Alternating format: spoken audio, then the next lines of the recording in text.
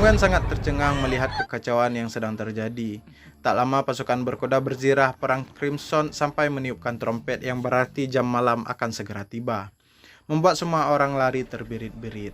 Lalu Sin kembali pada Guan. Guan sedikit komplain atas kejadian kemarin yang berujung Guan dihajar dan hampir mati dicelup tuling dalam bathtub.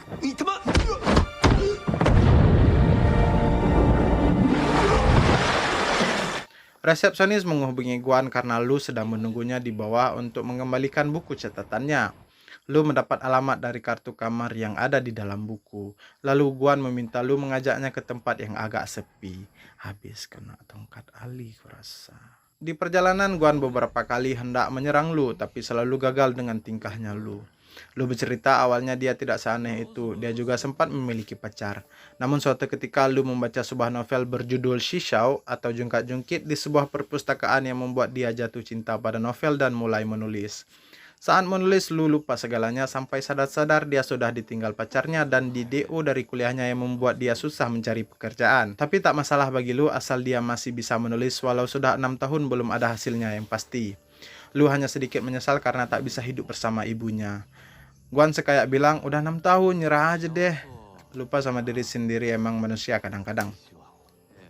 Dengan santai Lu menjawab, selama aku tetap menulis, suatu saat keberadaanku akan berarti. Sampai mereka di depan gedung tua yang tak berpenghuni. Tiba-tiba Lu mendengar suara aneh dan bergegas menulis.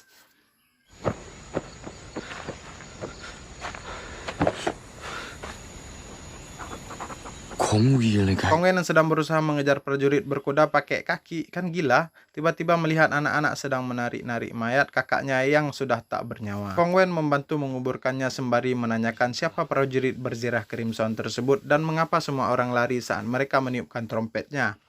Si bocah menjelaskan kalau mereka adalah pasukan khususnya Red Mane yang datang setiap tidak ada peperangan sebelum matahari terbenam untuk meniupkan trompet tanda berlakunya jam malam. Apabila masih ada yang berkeliaran di malam hari, mereka akan mati. Sebagai penghormatan karena sudah menjaganya selama ini, si bocah memainkan seluring di pusara kakaknya. Namun karena si bocah sangat menghayati hingga lupa waktu, tanpa sadar matahari sudah mulai terbenam.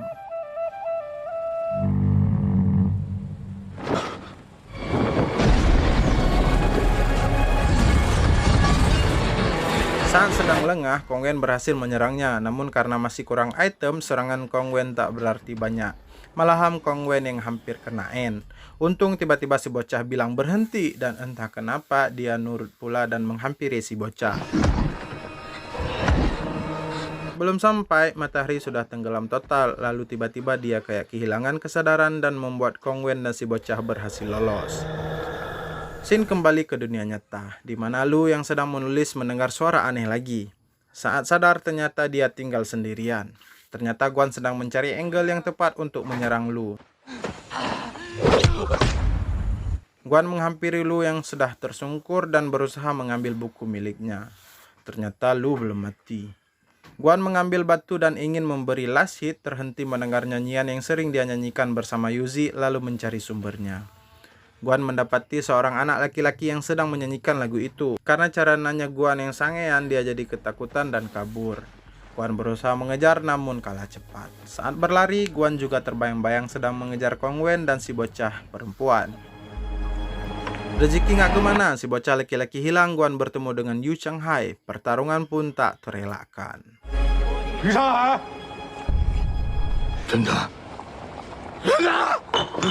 Yu akhirnya buka suara. Dia mengaku kalau menculik Yuzi adalah penculikan perdananya.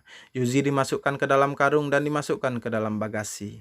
Dan karena takut ia menangis, Yuzi diberi obat bius tanpa tahu dosis yang tepat bagi anak-anak.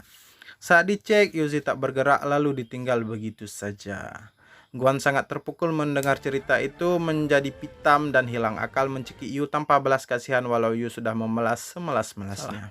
Di saat nafas terakhir Yu hampir keluar, Tu Ling datang merelai mereka. Guan diperintahkan segera ke hotel karena sudah banyak orang.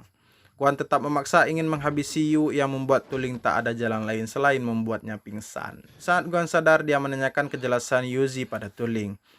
Mengikuti perintah Limon, Tu Ling awalnya berkelit dengan mengatakan Yu bisa saja keliru. Tapi melihat begitu sayangnya Guan pada Yuzi, Tu Ling jadi tak tega dan hanya diam saat Guan bertanya yang mana Yuzi di antara kelima foto yang ia perlihatkan tempo hari. Tuling juga lagi-lagi diam saat Guan benar-benar menanyakan keberadaan Yuzi padanya. Tuling makin iba saat Guan bilang kalau tak ada harapan lagi bahkan sejak dulu. Lalu ia mengatakan kalau Guan sedang terguncang dan akan mencari penggantinya dan menyuruhnya mundur dari misi. Libun mendengar hal itu bersikeras agar Tuling jangan melepas Guan, membuat Tuling kesal dan membanting alat komunikasinya. Guan menanyakan di mana Yu sekarang. Tuling menjawab kalau Yu sudah diamankan dan sedang mencari cara agar dia ditangkap oleh polisi. Guan yang mendengar itu membuat kesepakatan baru. Serahkan Yu padanya dan dia akan tetap membunuh Lu dalam waktu yang tersisa. Sungguh dendam yang mengkusumatkan. Tak lama Limun datang dan langsung menceramahi Tuling atas sikapnya tadi. Ternyata Tuling awalnya juga menyangka kalau selama ini kelima anak di foto itu salah satunya adalah Yuzi dan baru menyadari kalau Guan selama ini hanya dimanfaatkan. Kembali pada Kong Wen yang masih lari-larian dikejar prajurit Zirah Crimson bersama bocah perempuan. Akhirnya si Zirah Crimson berhenti mengejar. Si bocah lalu mengajak Kong Wen ke rumahnya. Di perjalanan si bocah menceritakan kalau dulu sang kaisar memiliki dua jenderal favorit bernama Red Mane dan Jiu Tian. Mereka juga adalah saudara angkat. Suatu ketika kaisar tak hadir ke istana dan Red Mane yang mengatur hal-hal penting. Dan beredar isu di masyarakat kalau kaisar sudah mati. Red Mane mengumpulkan dan memenggal mereka. Sampai kabar ke telinganya Jiu Tian, dia kembali bersama tentaranya untuk bertemu kaisar. Red Mane menahannya dan berkata, "Patuhilah aku dan akan kujadikan kau Perdana Menteri." Jiu Tian menolak dan melawan Red Mane. Red Mane membunuh Jiu Tian dan dinyatakan sebagai pengkhianat. Seluruh klannya dimusnahkan. Red Mane juga benci pada orang-orang yang mendukung Jiu Tian dan mengubah ke 18 distrik untuk saling berperang. Dan saat peperangan terjadi, Red Mane selalu menghidupkan kembang api. Kurasa dia suka peperangan, tutup si bocah. Di depan rumah si bocah memanggil mak bapaknya dan memberitahu kalau dia sudah pulang. Namun tak ada yang keluar maupun menjawab. Ternyata mak bapaknya melanggar jam malam untuk mencari makanan dan tak pernah kembali. Itu adalah lukisan peninggalan ayahnya. Di distrik Baihan ini lukisan dianggap sangat berharga. Hari mulai terang, para penjara dari distrik Naga akan segera datang mengambil lukisan dan akan membunuhnya. Kong Wen mengajaknya kabur, tapi si bocah sudah putus asa dengan keadaan, berkata kalau tak bisa lari kemana-mana. Dunia ini milik Red Mane. Tak lama para penjara benar-benar tiba. Melihat isi rumah sudah kosong, mereka berniat membunuh Kong Wen dan si bocah.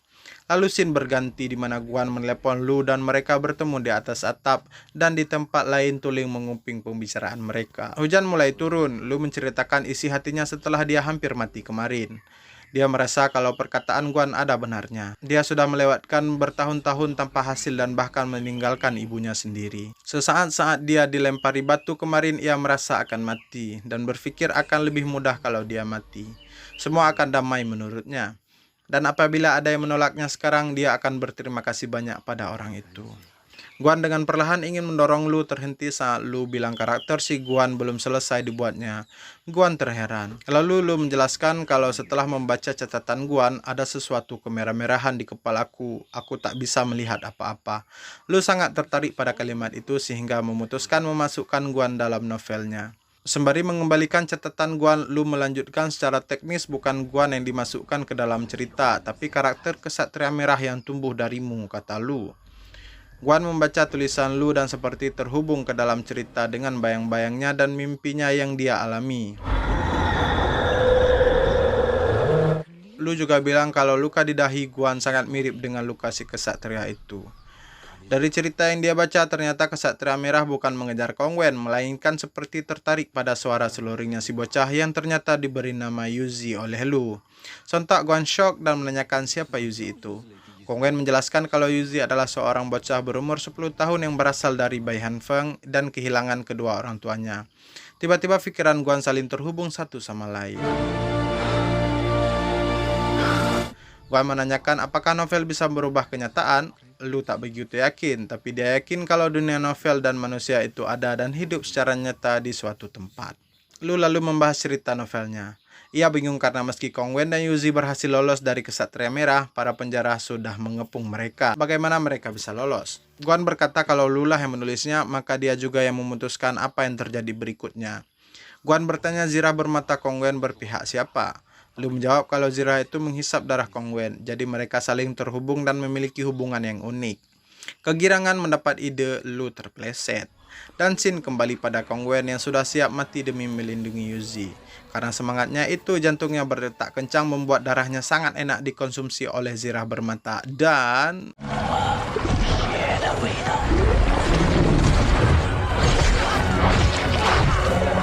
si zirah sangat bersenang-senang. Tiba saat hendak menghabisi anak-anak, Kong Wen menyuruhnya berhenti dan dia pun berhenti. Merasa kesal dia dikendalikan, dia ingin menyerang Kong Wen.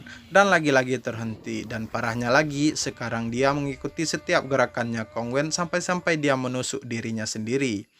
Bahkan saat Kong Wen memerintahkan dia berlutut, dia pun berlutut.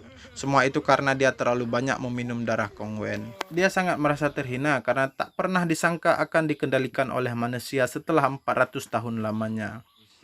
Kemudian Kong Wen memerintahkan zirah kembali. Shin berganti kembali pada Guan. Dia tahu kalau handphonenya dipasangi penyadap dan memberi pesan pada Tuling. Dia keluar dari misi dan akan melindungi Lu sampai novelnya tamat lalu menyerahkan diri pada polisi. Pikiran Guan sekarang sepenuhnya telah berubah. Dia bertekad walau tak bisa mengembalikan Yuzi di dunia nyata, dia akan berusaha membuat Yuzi di dalam novel tetap hidup.